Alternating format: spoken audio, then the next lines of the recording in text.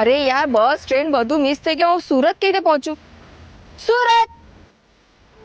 બેન ક્યાં જાઓ છો? મારે સુરત જવાનું છે. સુરત શું કામ? અરે મારે કામ છે. અરે પણ સુરતમાં કઈ સાઈડ જવાનું છે બોલો. હું તમને રસ્તામાં બધું જણાવું તો મને સુરત લઈ જાઓ પ્લીઝ.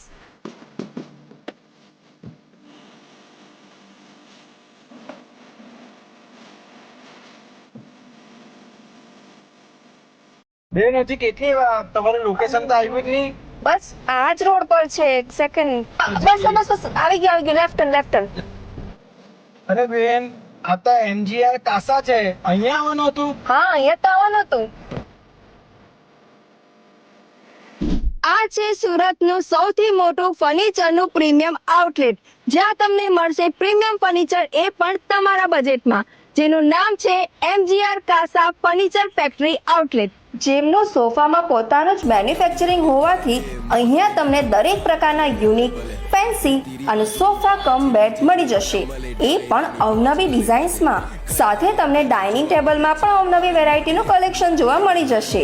અહીં બારડોલી અને વ્યારાથી પણ ફર્નિચર લેવા આવે છે. અને હા, ખાસ વાત, અહીં ઓર્ડર પ્રમાણે તમને કસ્ટમાઇઝ પણ કરી આપવામાં આવશે.